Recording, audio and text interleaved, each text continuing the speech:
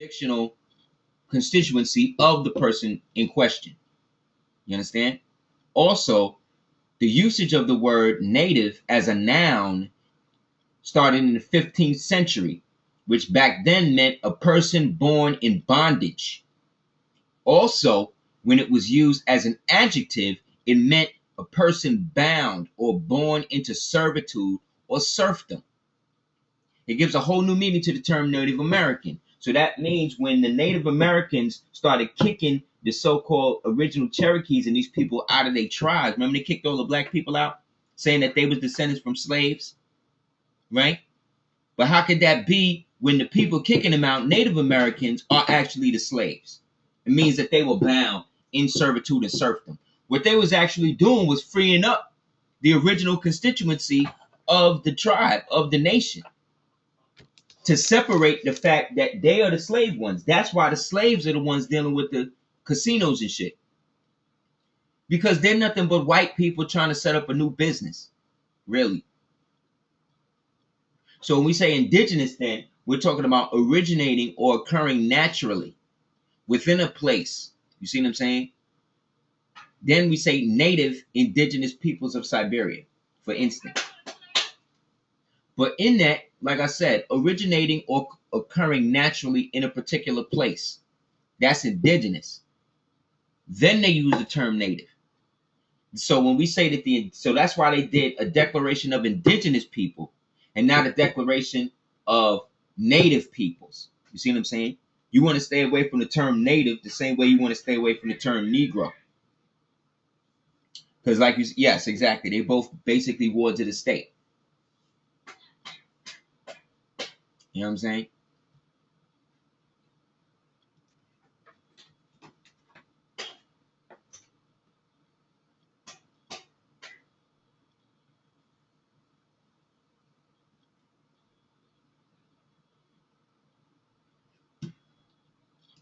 So when we talking about what? Searching for my sneakers. They ain't in. I just looked and I didn't see them. So look again, it's here.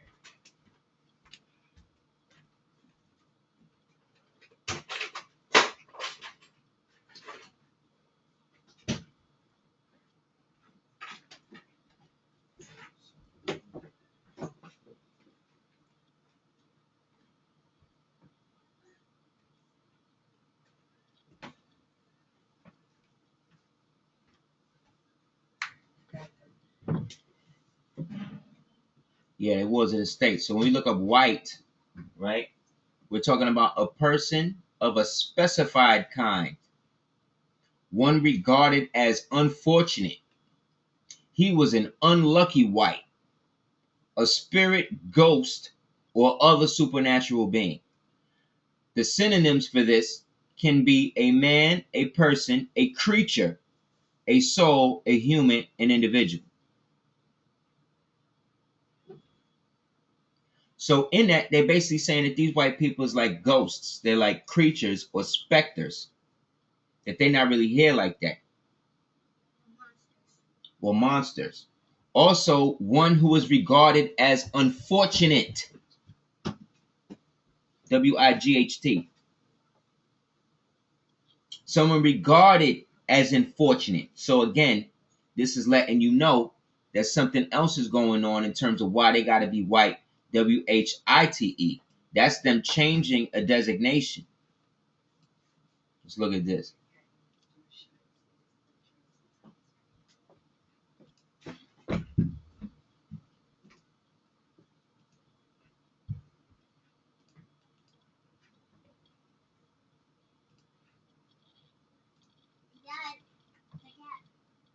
I can't stop it now. Free white persons, right? Now, okay, name, right? Moroccan. Language. Punic Berber. Punic means what? Carthage, right? Going all the way back to ancient time. Yes, the white people, the original white Negroes, right? So these Moroccans spoke Punic, right?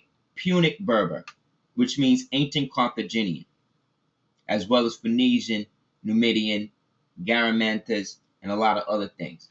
They also were also called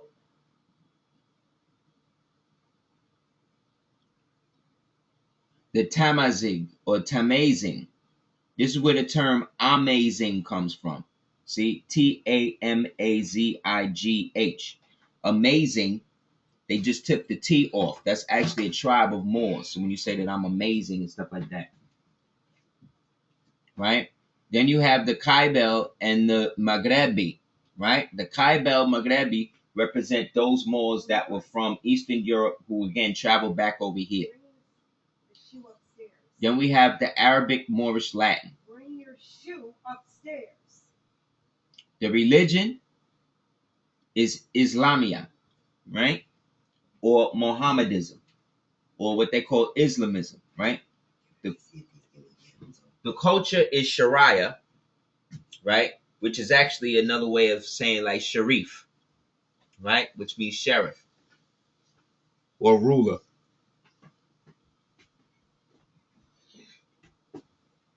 And then Allah is Allah or Alat, right? So we went from whites, WGIHT, now to free whites. Free white persons, referred to in the Naturalization Act of 1870, has a meaning naturally given to it when it was first used in the first statute 103, section 3. What you talking? Meaning all persons belonging to European races then commonly counted as white and their descendants, including such descendants in countries to which they have emigrated. Yeah. Right? So that means that free white people were everybody in post-World War I Europe that was Moorish. Right? So here we go. We got the free white persons includes all European Jews. Right? So those are Moors. Or more or less intermixed with the peoples of Celtic, Scandinavian, Teutonic, Iberian, Latin, Greek, and Slavic descents. It includes the Magyars, Moors, right? The Lapps and the Finns and the Basques and the Albanians. It includes the mixed Latin, Celtic, Iberian. These right here, the Latin, right? These are the ancient Romans as well as the so-called Hispanic or Latin peoples. The Celtic Iberian represent those Moors that we talked about that from the Fomorians who peopled all of ancient Spain and Ireland and all of that. And the Moorish inhabitants of Spain and Portugal. The mixed Greek, Latin, Phoenician, and North African inhabitants of Sicily. That's us. And the mixed Slav and Tartar inhabitants of southern Russia. That was the Carthagili, as well as the ancient Moors of Georgia, Russia, who I showed you in the Kazan Khanate.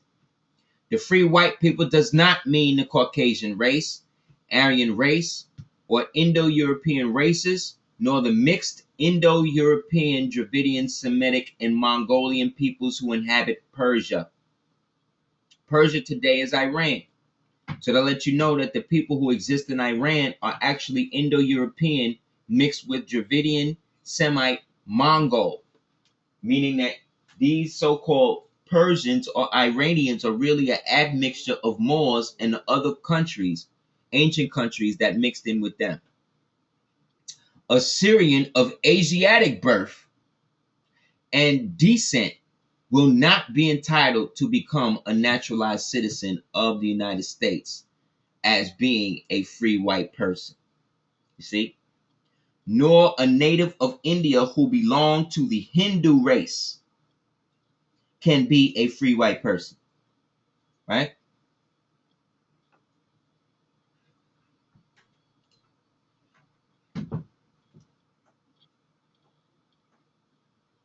Yes. When it says more or less, those intermixed with people of Slavic descent, those are the Moriscos. Those are the descendants of those Moors and these people from over here that chose to interbreed with these people. Right? What did Colonel Wilson say? Colonel Wilson said, we have no rights over the Indians, whether within or without real or pretended limits of any colony. They will not allow themselves to be bound to the colonies, meaning that they were not, because they were not white. You see what I'm saying? They were not white, WIGHT. W-I-G-H-T. They were white, W-H-I-T-E, white, which then made them nationals. Notice Wilson's speech as he says that the Indians know the striking benefits of Confederation. They have an example of it in the Union of the Six Nations. This idea is what gave them to the forming of the Articles of Confederation, in which they mimic the Union of the Six Nations. Now look at what Chase has stated. He moves that the word white should be inserted in the 11th article of the Constitution, right? So in the 11th article, this word white, when put in front of man, gave them a different designation. And then the Negroes, who were then not listed as that, they then took the property or took the designation that the whites had. And then Negroes was then translated to wealth, right? I gotta take my son out. So you have to go play in the park with my kid. He's like, I value her opinion highly. She's a this, she's a Buddhist teacher, she works here, she does great, so then work with her. Tell her to make the products. Tell her to make the products that since you value it so much. Right. For real. Like, we really value her and she's been in our family for years and she's somebody who's input because she works and travel. Great. Yeah, but she don't know about your culture. But she don't know anything about your culture though. It's sad. But you know about hers, right? Isn't it interesting that you know of her culture? But she don't know nothing about yours. But then you gotta feel like you gotta sit there and explain it to her. These niggas is weak.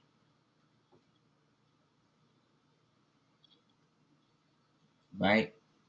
Union Six Nations. This idea is what gave birth to them forming the Articles of Confederation. So they telling you right here, this is the idea as to what gave them to the forming of the Articles of Confederation. Now do the knowledge to that. They letting you know right there that Indians created that. But these Indians that created that were not regular Native American Indians. They were American Indians. An American Indian is a Negro. How can we show and prove that?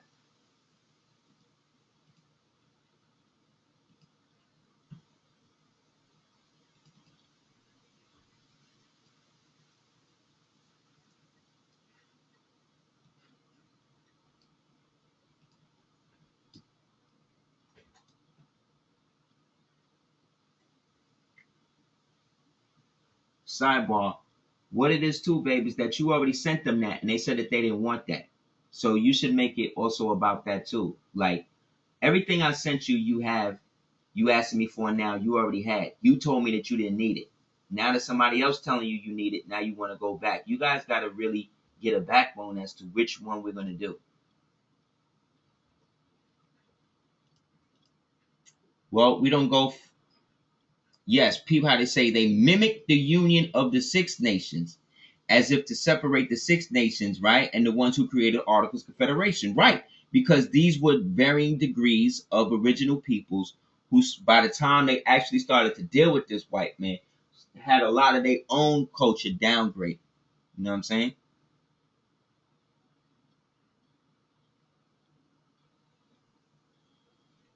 Now, this is a young one where he's perked out.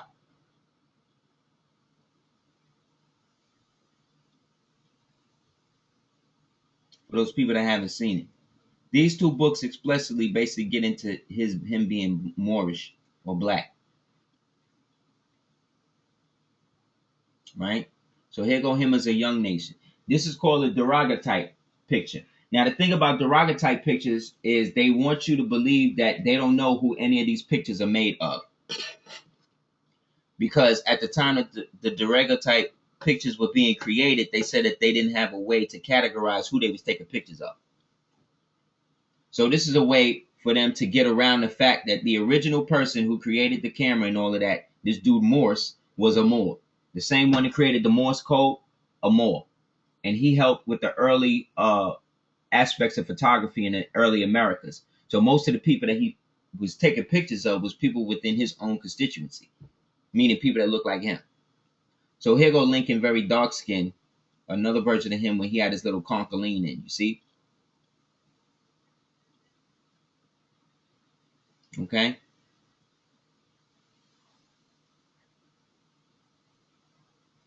Now this is where it basically gets in where it says that he was very dark skinned, dry and tough, wrinkled, lying somewhat flabby in folds, dark hair. The man looking woe struck, right? Then this is the part in the book where it talks about him being the illegitimate child of a Virginia planter or a large farmer. You know what I'm saying? Great. She needs to be educated on the subject. I'll give me till 4. I'll send you a whole breakdown of who the Moors are and what we did. One more. You should tell them to go in and interview the email that they already had that you sent that to her. She said that they didn't want. Remember? I sent that to you in the email, and you said that you didn't want that history in it. So now you want it. I sent it to you. Tell her to check all the email. Don't interrupt your class anymore, please. So, as you see, it says that he is the illegitimate son of the Virginia planter, right? You see that right here, right? Or a large farmer. Now, if white folk could not own land because they wasn't from here like that, then how could they, or how could he come from that class?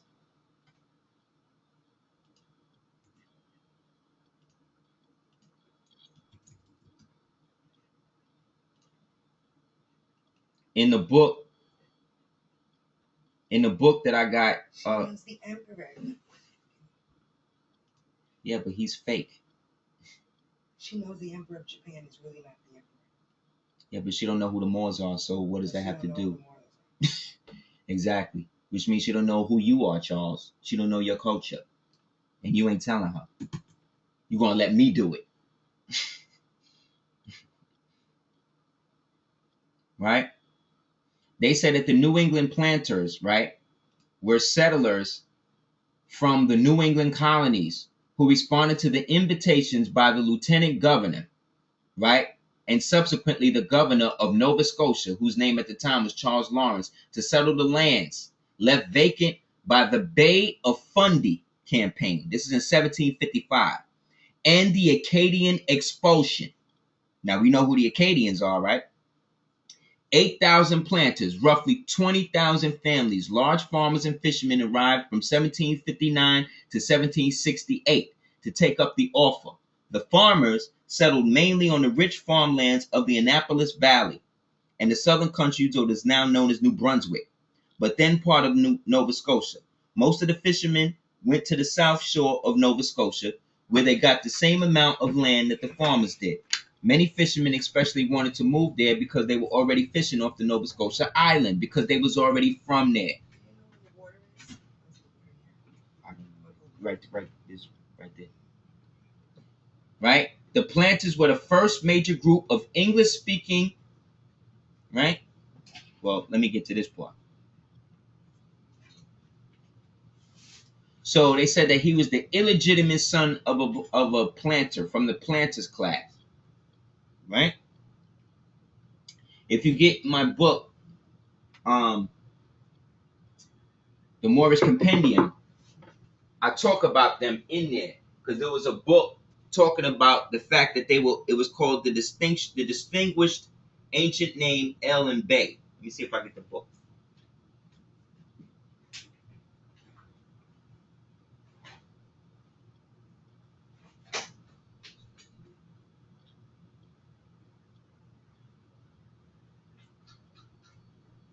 Now I got it in the other one.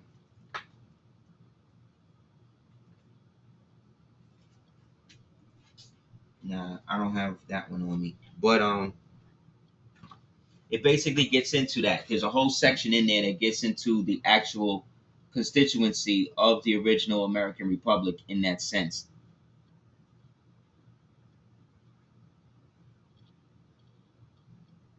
Yeah, the distinguished thing of the surname Bay. I know they hating on that. They don't want niggas to really get that. Right? But I show you all of that to say, then when you get into stuff where you actually see the man, right? Here you go, right here. Lincoln. Then it says this context makes more sense. Where it says, Abe Lincoln, goddamn you, you're nothing but a goddamn black nigger, right? So then it gets into the reason. This is from the Oxford Dictionary, 1860. And it says a nigger was a dark-skinned person of any origin, meaning anywhere on the planet, anybody dark skinned, they was calling you a nigger, right? After a certain point. In early US, used usually with reference to American Indians. So that means an American Indian is a nigger. So when they call niggas niggas, they actually calling them American Indians. You understand? Not Native Americans. Two different things. But remember what we just said. The Native Americans was somebody that was put in bondage, right? Excuse me, the Native American, right? But the American Indian and was considered a slave. But the American Indian was considered a nigger, which is different than a traditional slave because the niggers were the ones who had their birthright and nationality hijacked from them on the low. The Native Americans or Caucasian people that were never free. Everybody following? Any questions so far?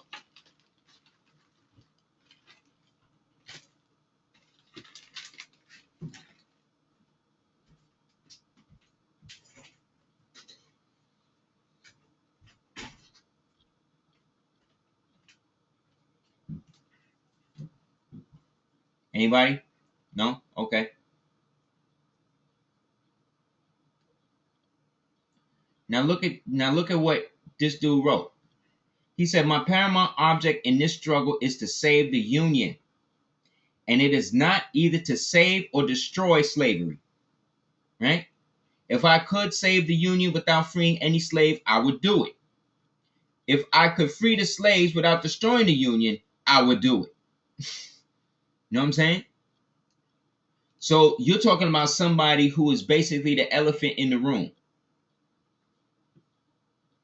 You're talking about somebody who is in a position that really, at this up until this point, wasn't really occupied again by original people. But because he was in that position, the white people that was under him had to deal with him like he was a white man. Ain't that what's happening with Obama right now? So why niggas act like they don't know that that's what it was? Because we see European stylized versions of the man and we believe that that's who he was because they want to hide his Moorish ancestry. If he wasn't a Moor, then why would they depict him as a Moor? They didn't dress him like a slave. Did they?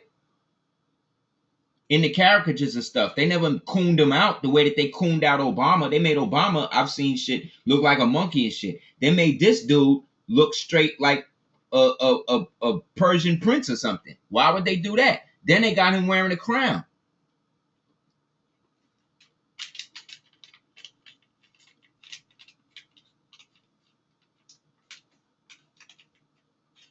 It wasn't a book. It was an article written in a book called The Fascinating and it was called The Fascinating and The Fascinating Travels or something like that of the Distinguished Surname Bay.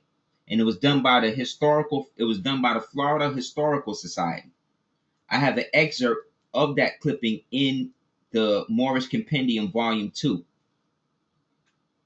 And it talks about how all of the Bays and the people, the planters from Nova Scotia, were all Moors who were Bays and Eels who came up, and they represented the original constituency of the New England, of what became so-called New England aristocracy, of which these planters who gave way for the founding fathers to do so after a lot of the Acadians had left.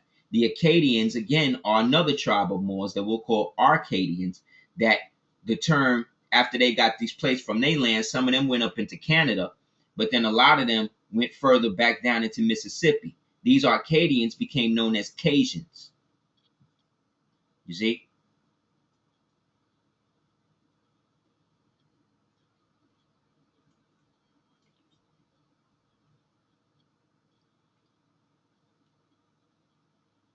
He talking about the Union State Society on one hand, and he talking about the more perfect union on the other.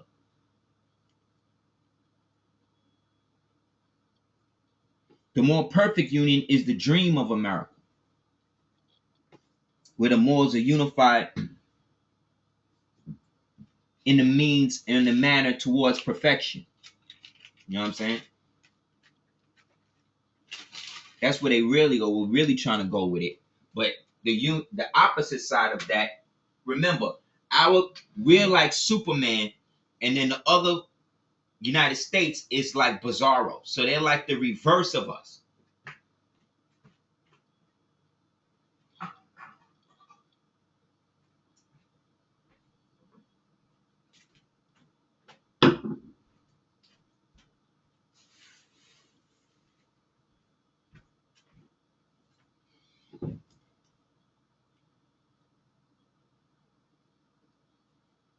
Right?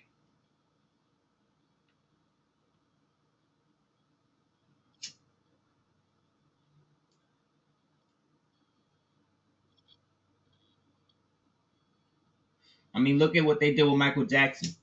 Look at Nicki Minaj. Look at Beyonce. Look at Kelly Rowland. Look at any actor, anybody that started out in Hollywood black and where they are now in terms of complexion. They mad lighter. Because that bleaching shit is part of the European aristocracy. It's customary.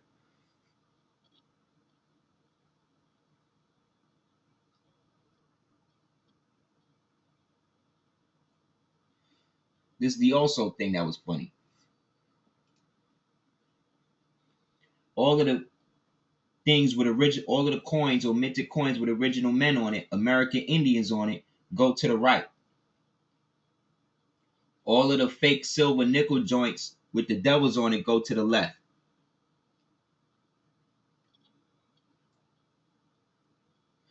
That's Chief Tamminen.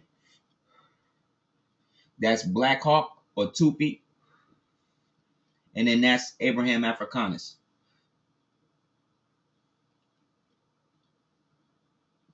Yeah, this skin lightening thing been around a long time. But here go the funny thing. Speaking about skin lightening, this gives you a different perspective because this guy is the one that gave the Fraternal Order of the Knights of Pythias they charter, right? They charter granted by President Lincoln. But this is the parent order of the KKK that he gave them a charter for.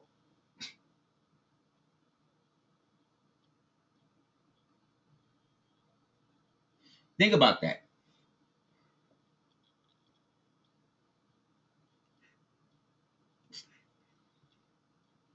American history is perpetually screwed.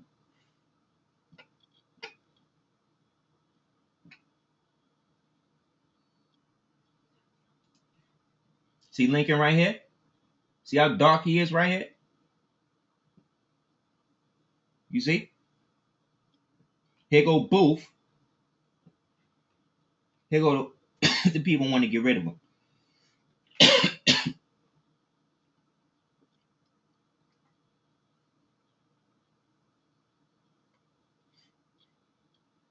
That's why the uniform had the crescent and the star originally. Because those were Moors that were going against the Union Society states. But just like everything else, after the war, Pike and them decided that they needed a terrorist organization to help do the opposite of what the Moors was doing.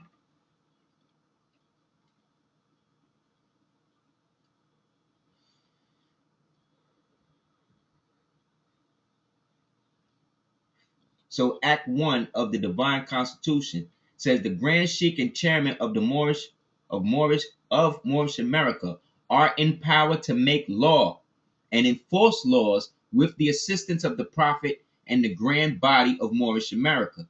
The assistant Grand Sheik is to assist the Grand Sheik in all affairs if he lives according to love, truth, peace, freedom, justice, and equality. It is known before the citizens of Moorish. Let it be known before the citizens of Moorish America. So if in the divine constitution it says that you or the Grand Sheik and the chairman have the right to make laws, how are these Moors today coming around telling you that law is not something that Moors are supposed to deal with all of a sudden? Anybody heard that on the wires? Seen that on the wires? How real Moors don't deal with law?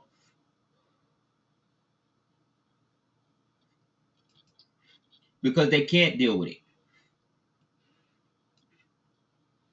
So within class, how many people have Masons or Eastern Stars in their family right now?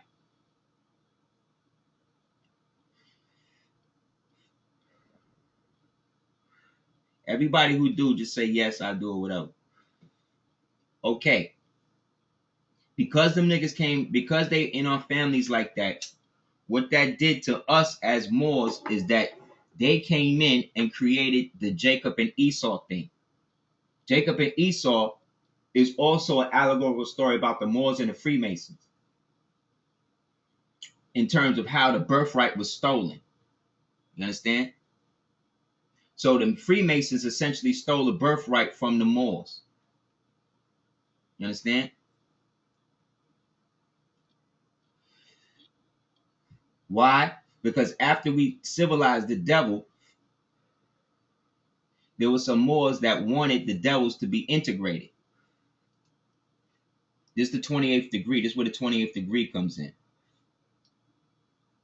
And so anything was done to lampoon Moors and make us look like we were something almost out of myth again. Um,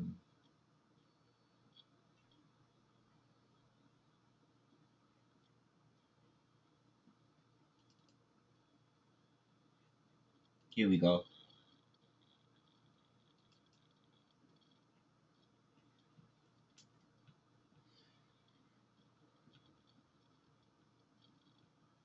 You know, the white man always tell it. And I bring this book up a lot. There's another book you can check called Sacred Drift that was good on that tip too. Oh, man.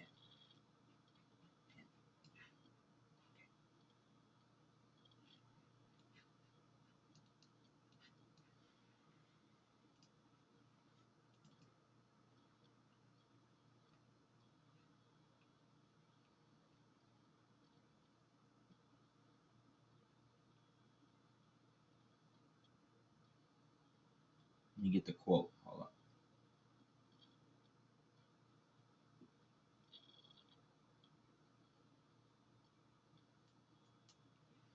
Okay.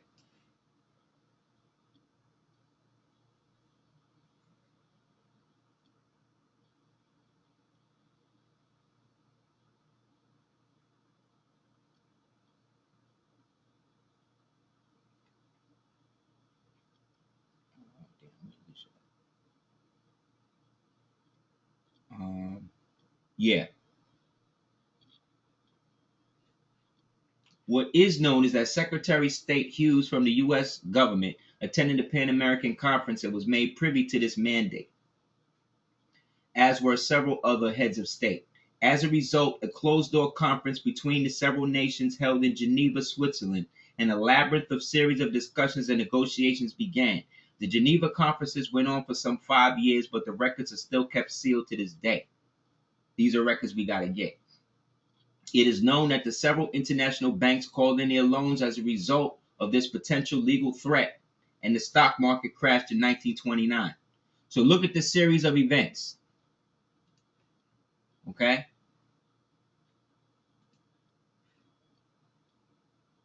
Look at the series of events in which things kind of went down.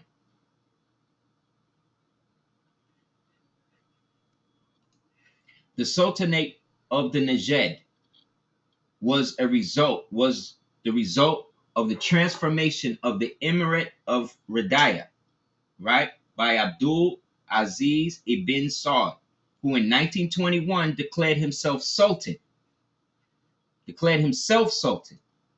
over Najd and its dependencies, as the sultan had expanded to include the conquered Hejaz, right, and the political union of the kingdom of the Najd and the Hejaz was declared. This union is the Al-Moroccan Empire, the union between the Moabites and the Moors, because the Hejaz were the conquered ones. That was us.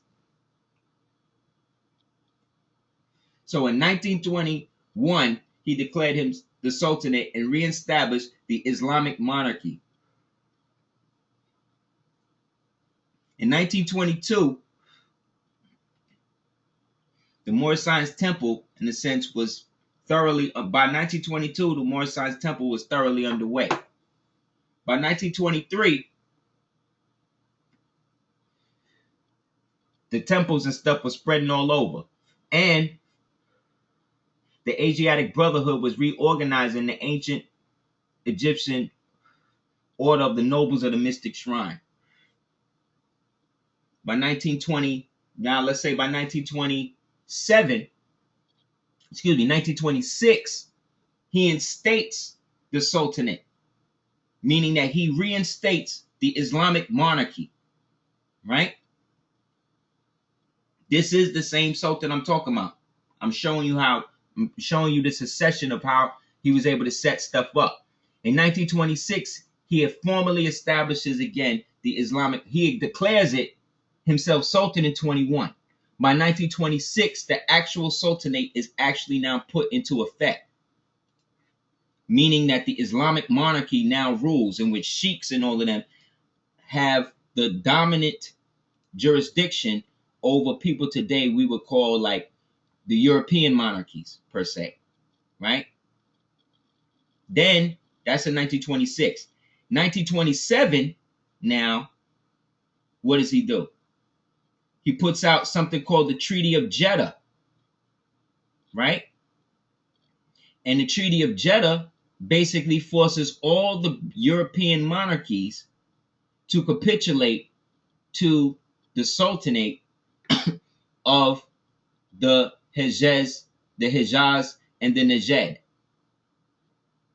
Now in Kemet, right, you have something called the Tajd pillar, right? The N is switched with the T. Tajd, which is then the pillar that you see with the two arms holding the crook and the flail. That's a symbol of the Kundalini Shakti, or the spine, which is the base. What in occult is called the fulcrum. So this sultan in 26 reestablishes the monarchy. After he establishes the monarchy in the next year, 27, he puts it out there that all of the European monarchies have to be capitulated to the sultan once. That's why the United States got to kiss Saudi Arabia and stuff as to this day, don't they? Then that's in 1927. What happened in 1928 now?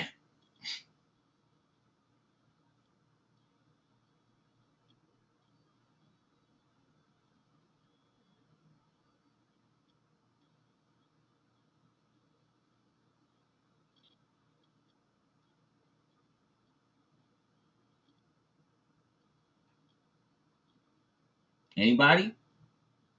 26, the Islamic monarchy is set up. 27, all of the governments of the British Empire that basically roll all of that had to fall under the jurisdiction, again, of the Sultan and them from Saudi Arabia, right? That was in 27. Then 28, yes, the Pan-African Conference in Cuba goes down, and the same Sultan now hands over the deed back to the Hejaz, right, of the Najd and its dependencies, meaning those lands that was called Bled El Siba, land of the lawless, that was working with the lands of Bled El Mezkin, which means the lands under the jurisdiction of the Sultan, right? So then 1929, what happens?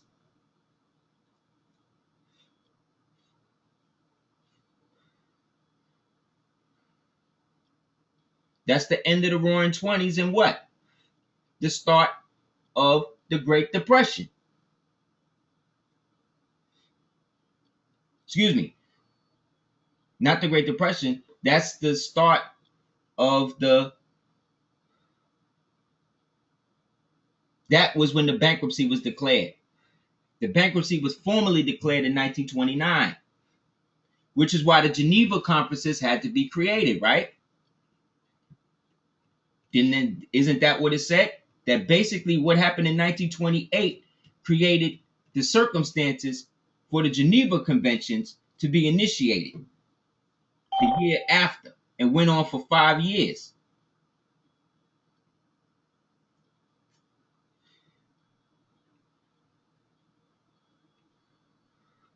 Then in 1930, the Great Depression and the Dust Bowl starts. By 1933, the bankruptcy is formally adopted on May 1st, but then on May 4th, they put out what?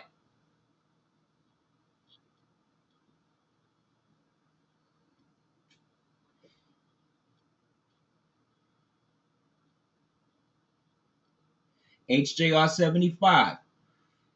That means the first nation that they acknowledged after they went bankrupt, right, was the nation that they originally started under. And they had to make a provision for them before everybody else.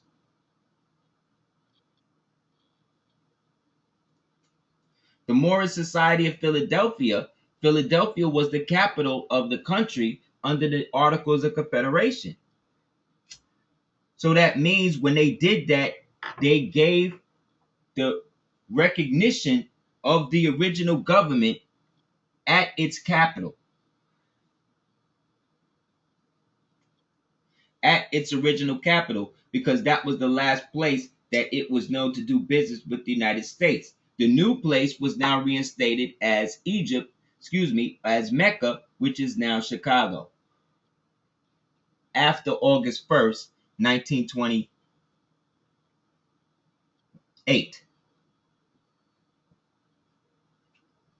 As of August 1st, 1928, the capital of our country moved from Philadelphia to Chicago,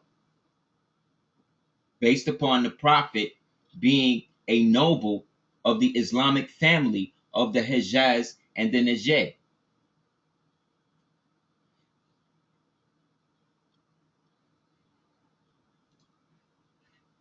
And its dominions. That's us over here.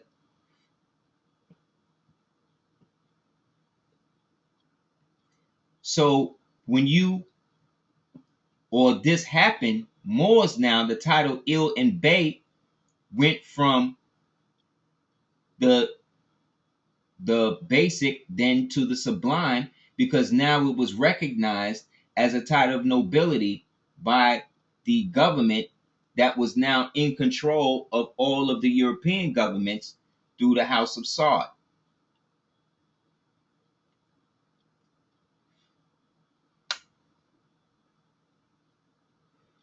All at Cuba. So everybody that went to the convention was bugging that an Arab, seemingly, sultan was at a convention for America. But this was to seal the breach between the original green flag and the green flag that was now protectorate over that. Because to this day, Saudi Arabia is the protectorate country over Morocco.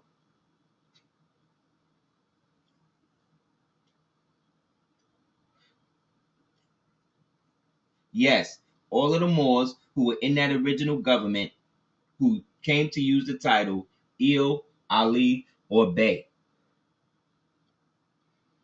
Ali is the emperor because that was the chosen son and successor of Islam. That's what it say in the original Quran, right? It say that Ali was to be the successor, but they went through Fatima to allow the Arabs to get some burn. So that means then that when noble Jew Ali stepped in and then set up the Moorish Science Temple, or became the face or the progenitor of the Moorish Science Temple, he then became the Ali that was predicted in the Quran. And then those of us who adopted that went back to true Al-Islam, protected by the House of Saud, through the House of Koresh, through the Moabite line of the Al-Moroccan Empire.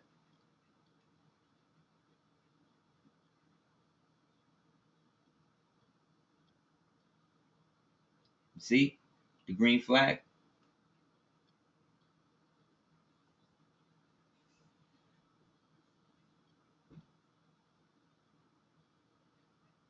So the Geneva Conventions that were started were basically all created to bury the legacy of what happened and to further extend the jurisdiction of the reconstructional history that we know of as American culture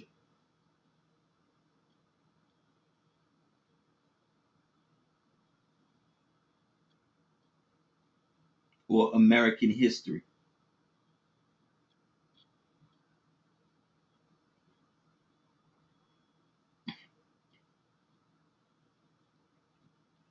You see, they even adopted our hoods. Ain't this what the KKK wear? Everybody took a piece. Isn't this the cummerbund that you see people wear when they wear suits? Here go Darth Vader's cloak, Batman's cloak, right? Shriners took the fez.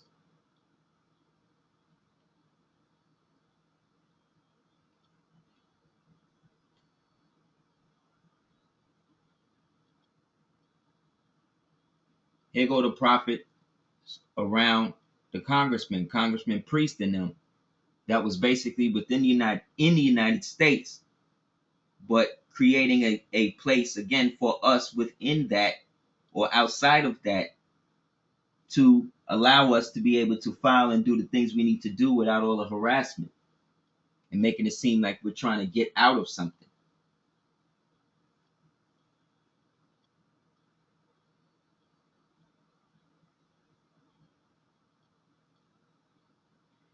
Because when it says that they're talking about two different Moors. The Moors, the Moabites who asked for permission to come back over here had become Amorites, Hittites, and Elamites, which was Sumerians, which then meant Babylonians and stuff and all that. They had to be renationalized through the Aksumite Empire. That's where the Nabatean and the Sabaean queens of Sheba and Solomon and all that. Once they got right through that, they can now come to the Maghreb, which would at that time to us today would be North Africa over there in Morocco, and then that would be the launch, or Spain, and then that would be the launching point for them to get a boat to come back over here. But they had to ask permission from the pharaohs of Egypt. So that represent those remnants of Ham's children and Cush's children that left from ancient times. The people that they asked permission from represented the people that we come from of the Societas Republica Americanos Estados, ancient Egypt, Al-Maghreb, Al-Aqsam, Al-Shekamexum, Bled el-Siba. They were the pharaohs who they had to ask to come back. So to make it a pact, they created the empire, the Al-Moroccan Empire, from both sides that went as far over as China. That's where you hear the stories of Hu Shen and Fu Ye coming over here and mixing with the Olmecs and all of that to help add to what became the Moabite empires, the descendants of the ancient Moors who had then mixed with the Moabites who came over.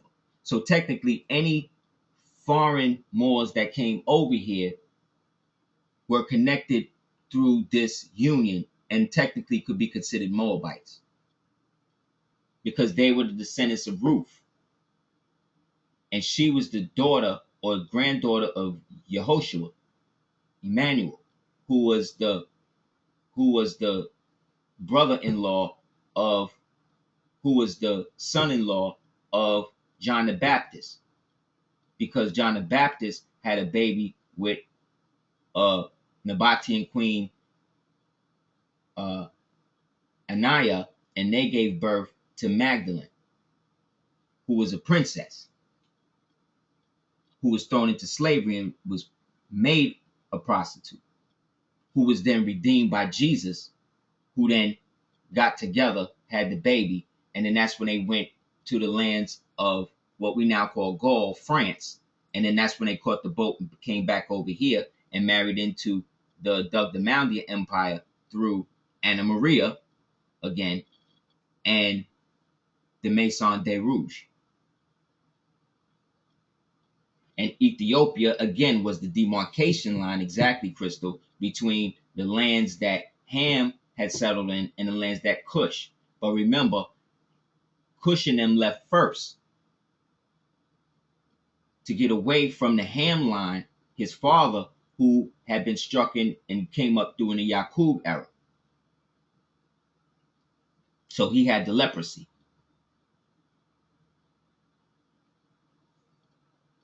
See, all these are black people. These are crows.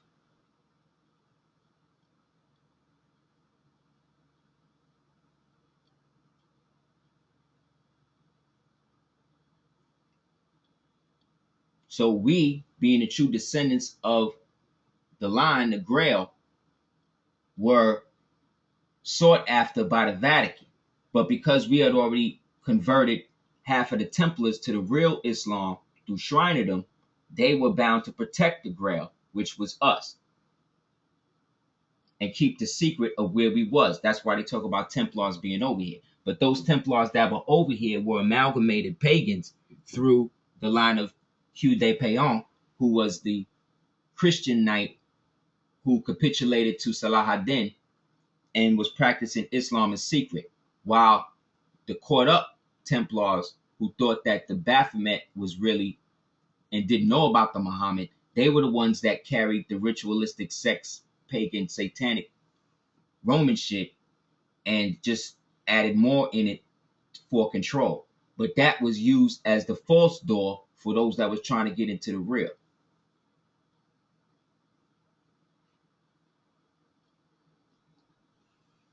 So out of everybody, CM Bay was the realest because they brought him into the vault and asked him and showed him, just told him, look, you can have all this shit, man, if you just give up and stop doing what you're doing. This was in 1929. Because as the youngest adept, he was the one that they was most trying to get, like Anakin. Because they had already got, by Daddy Grace and them had already by this time been going into their other stuff.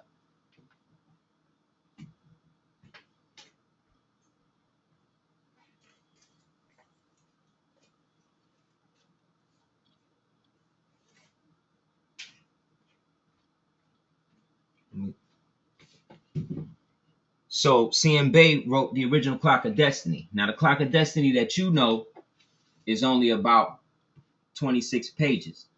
The original Clock of Destiny is about 720 or 765 pages or something like that.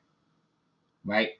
That was taken out of the Library of Congress in 2001 at the same time 9/11 went down by a particular Moor and was put into a Austrian trust, of which he was a trustee of, along with them, because he did exec protect work with them on some flak jacket AR-15 gas power rifle steeds into, black, what they call black zones or black territories, which in espionage talk is like areas they're trying to soften up through special forces before they send the armies in, like what they're doing in Syria right now. So long story short, that just was returned back to the Library of Congress on this May 13th, 2012. So the thing is, like everything else, they've got it under code. So if you get a pen, I'm gonna tell you how to get it. I'm gonna tell you what it's under. You would write the Library of Congress and you would write the number, the regulatory number for this document is TX0005640-193. That's TX. Oops, wrong place.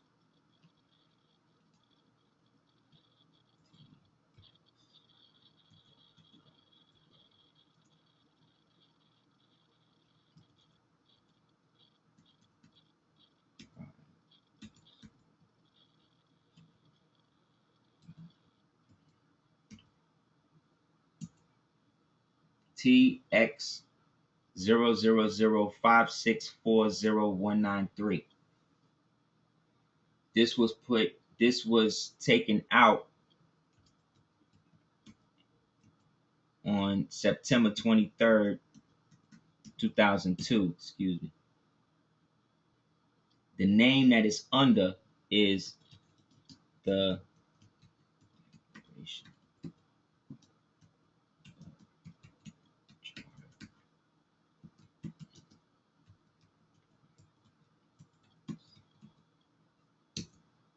Declaration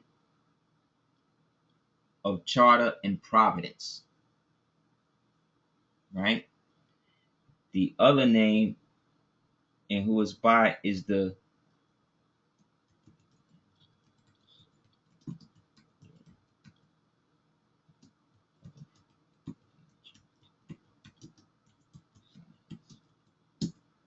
Universal Order of Ancient Science. So you basically write the Library of Congress with a postal money order in it or whatever, and to whom it may concern or whatever. This is the document that you would like to get a certified copy of,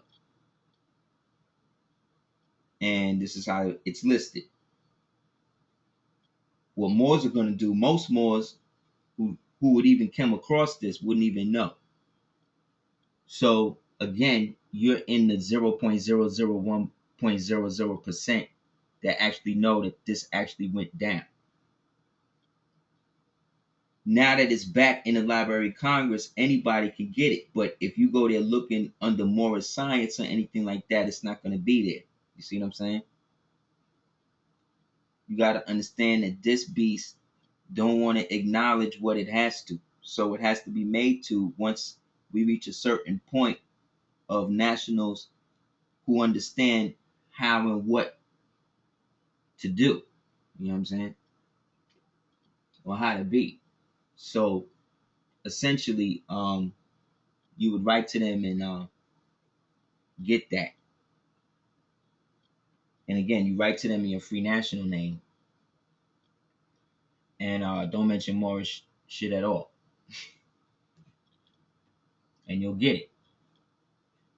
That, having that now with everything else is going to put even more stuff into context when you look at the other book that I believe that he wrote, which was The Great Seal of History, that I've shown and quoted from sometimes, by under the name Charles Mitten.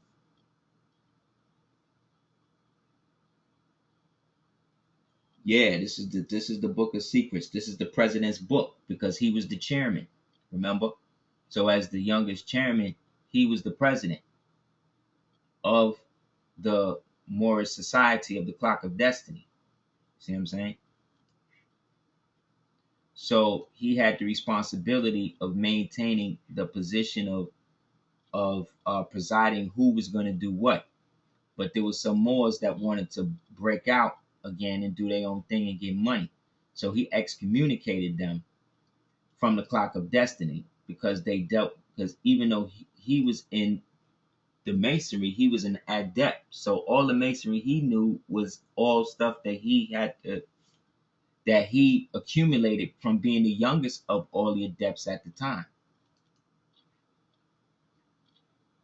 And he did his thing. You know what I'm saying? But like all people and all things, he got to a point where once he excommunicated these dudes was able to hook up with the other faction, the Kirkman Bay factions, that was backed by Hoover and all of that, and then was able to flip it into the things we know today as, what it currently is.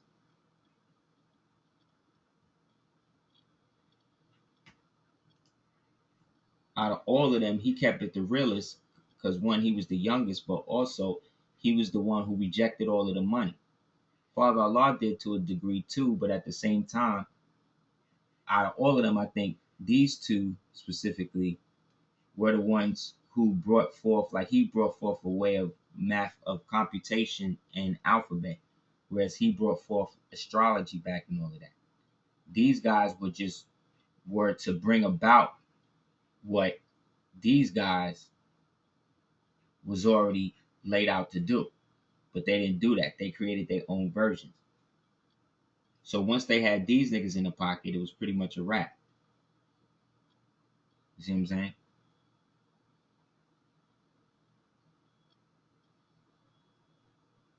Yeah, the book was called The Great Seal of History, the tribe of Manassas. And it's all about the Great Seal. It gets into what gems were enacted when we created America and all of that.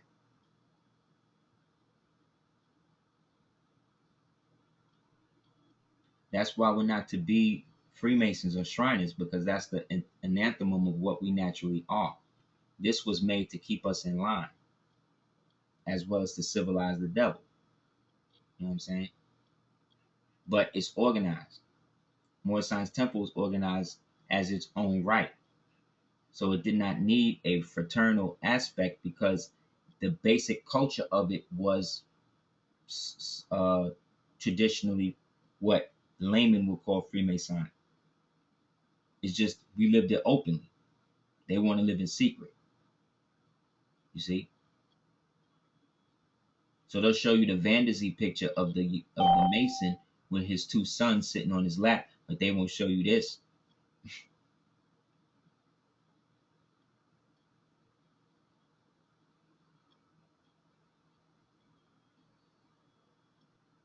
So, like I said, we had a Moorish American Consulate, Moorish Diplomatic Service, Moorish Council of Eastern States, the Moroccan International Interorganizational Organization, and the United Organization Federation, and the Moroccan United Organization Federation. Where are these things today?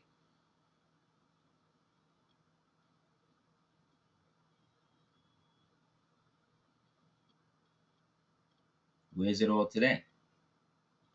Also, you can write the Selective Service, the Office of the Assistant of Secretary of Defense, and ask them for a copy of Richard Nichol Ill's registration or anything documents concerning him.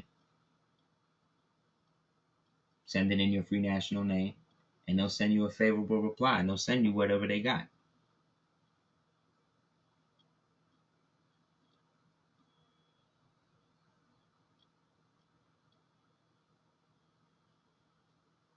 So you see, and this is his tombstones, and you see it's broken at one end because this, and it was put in bronze because he died for the Moors because he was Moorish. He was an Austrian Hungarian Jew, which means he came from the Holy Roman Empire, and he's the one who was the governor at the time, mayor at the time that the prophet went to file the vast estate trust. So they tried to force him to stop him from doing it, but he had no choice. Prophet used to dine in his house and all of that. So when he went to go meet Roosevelt down here in Florida, the dude came up and popped him in the head right when he shook his hand, right when he was shaking Roosevelt's hand, because that was the ritual.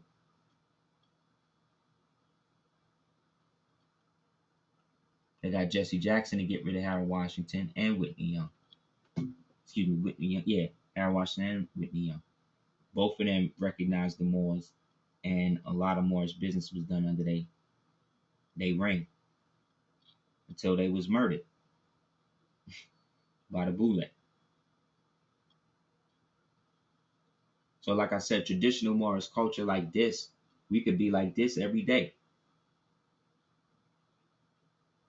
if given our own area in society to be able to reconstitute. So instead of more science temples looking online like I'm looking at towns for sale, islands for sale, and all this other stuff, these niggas is trying to find ways to get you to download packages and stuff that already have blocks in them. I'll show and prove it to you. It says right here, residence in foreign parts does not affect the nationality of Moorish subjects, and the Moorish government, as a means of protecting, has no means of protecting its subjects permanently residing in other countries, with the exception of so-called Moorish consul at Gibraltar and Morocco at Cairo, Egypt.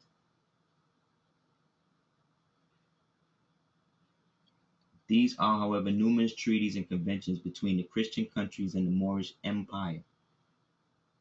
The citizenship in Morocco may be said to be governed,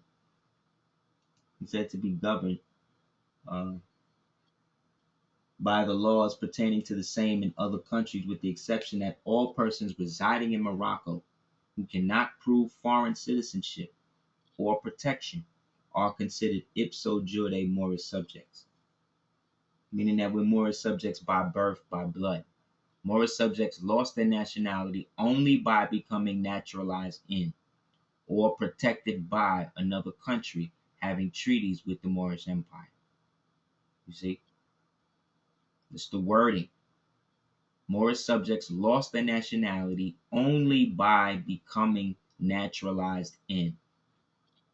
So if you were not naturalized into the United States, meaning you did not apply for naturalization into the United States, technically you lived in America prior to you coming into the corporate state jurisdiction of the United States.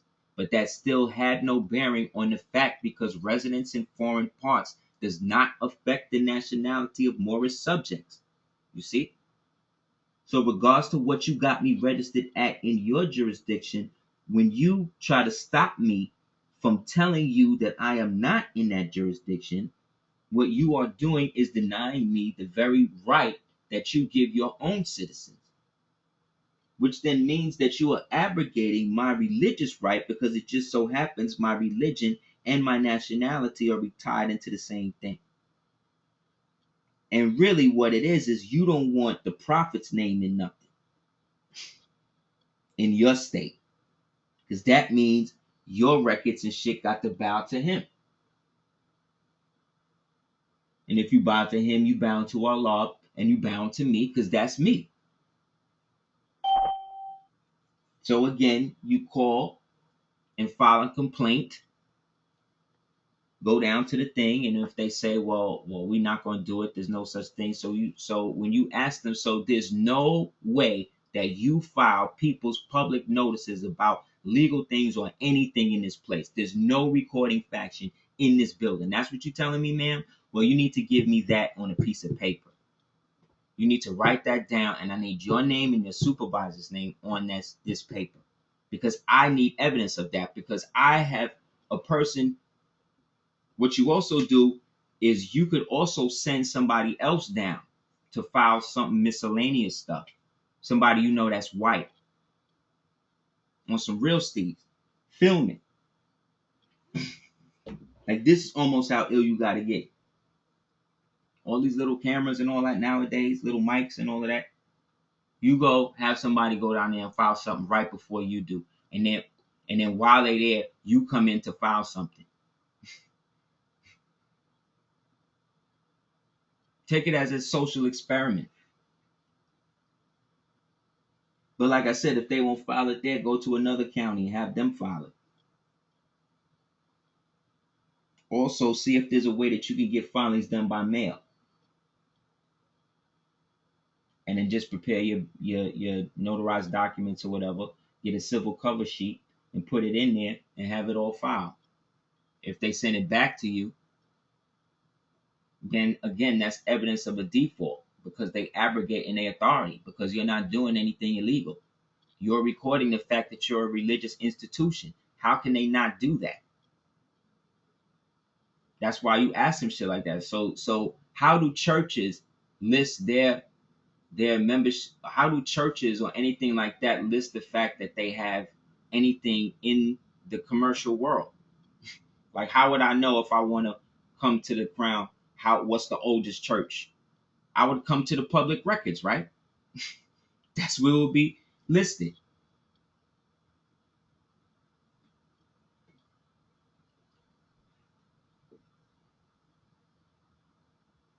The Moorish government is a limited autocracy.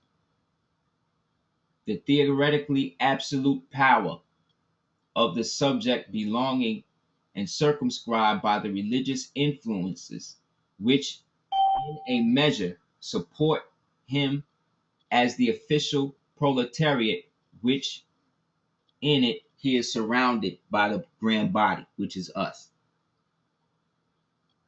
There is no physical documentation that they can show that they know how the actual Moorish government worked.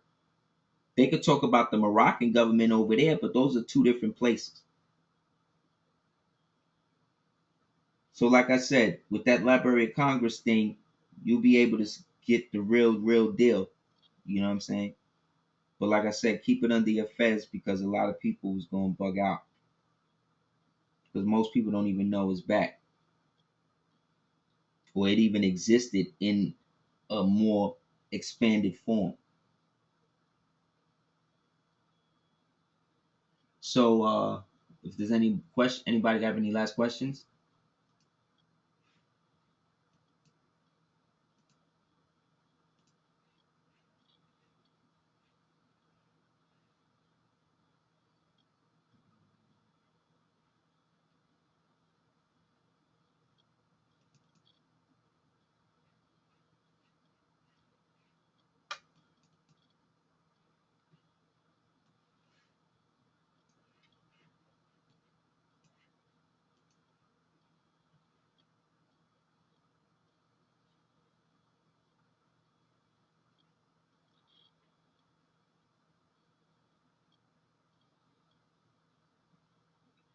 Today after 5 is cool.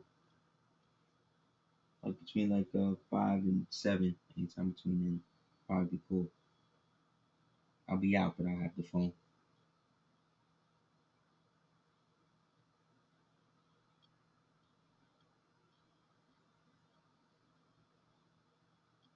Anybody else?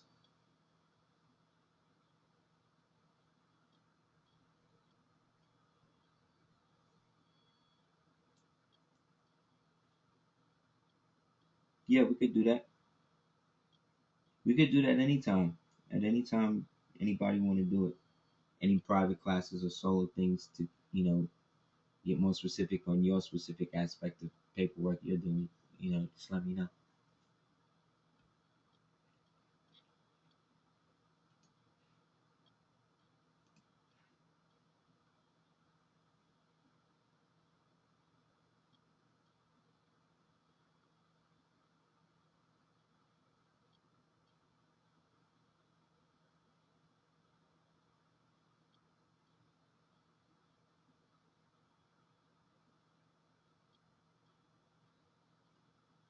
Yeah, the only thing holding that up is the seals, man. Just getting all of them in and getting the bread up to get all of them. That's the only thing we're waiting for on this end with that. So inshallah, within the next week and a half, we'll get the bread up to get them all, and then we'll be good to go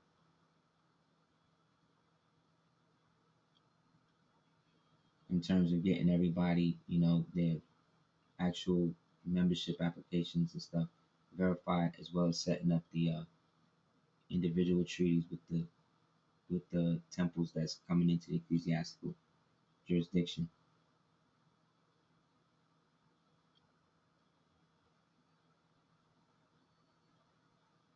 October 1st, word.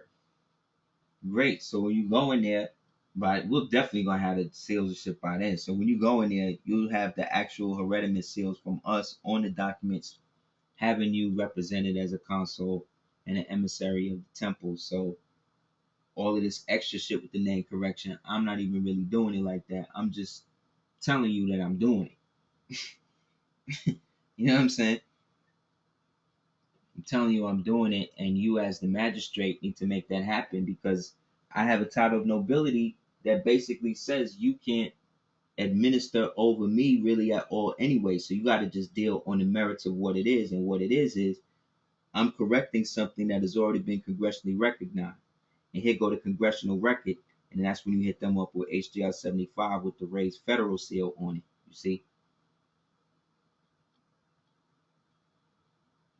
You see? So now it's like this is from the federal government, nigga. So what are you saying? It's from the House of Representatives, because that if it's not for the House of Representatives, you don't have no Congress. So instead of me just giving you a fax copy of the shit, I'm giving you an actual certified copy that I went out and got in my free national name that has already showed that I've used this name already in commerce. You referring to me by this name right now. So I don't feel I should have. I've already put it in the paper and done all of that based upon our authority, which again is 1099. So it's like I'm not even doing this in your government. I'm just doing it for public record for my people. So I'm not really doing this, and this is part of my religious right. On top of it all, aside from all of that, this is what I'm supposed to do based upon me being a recognized emissary of this ecclesiastical jurisdiction. That whether you know about it or not, I don't give a fuck what you say about all these other Moors. I don't know them. I'm doing me. Oh yeah, here go my declaration of domicile too. See what I'm saying? Always keep it in ecclesiastical grounds. You can't go wrong, because then the prophet come in. They got to say that the past 100 years we've been in this thing, that it's been a hallucination. How you gonna say an organization that just went through a centennial is somehow crazy? I'm somehow crazy. Like, you bugging.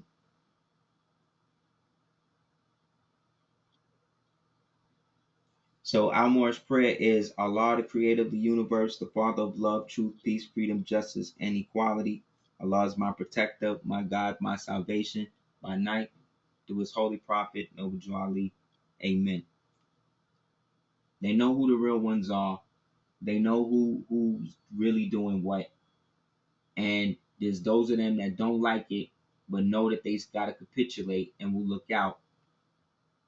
Look, it's to the point where, real talk, people from that arena of thought, police and all of that, is trying to figure out ways to get out of that and get their nationality straight.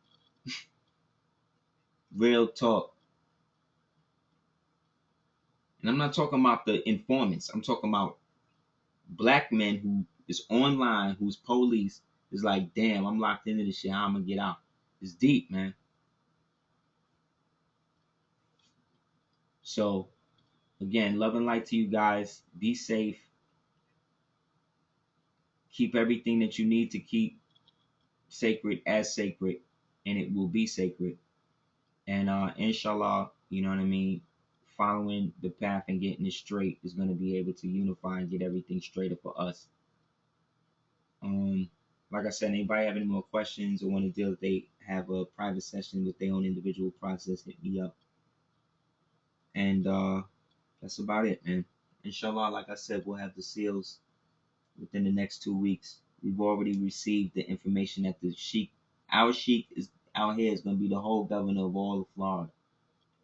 So that means if you hear any more in Florida after a certain point, when I tell you that the consecration is going down, they talk about they Moors in Florida, they lying.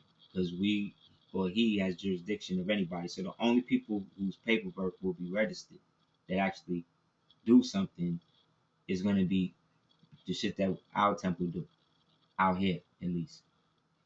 So that's going to put us all in a better position for the stuff that we all need to do. That's why we want to get the treaties out to the other member temples, so that way we can start really making something pop. Because as I went through the roles, the Grand Sheik, through the elder Supreme Grand Sheik, has came out and said, yo, he done checked, and it's only like 4 or 5 that's within the ecclesiastical district in the whole world. So we like number 4, number 5, inshallah. So if we can extend it, we can do so, you know. So let's do it. Love and light to everybody. And yeah, man, do the knowledge to that Library of Congress joint. Real talk.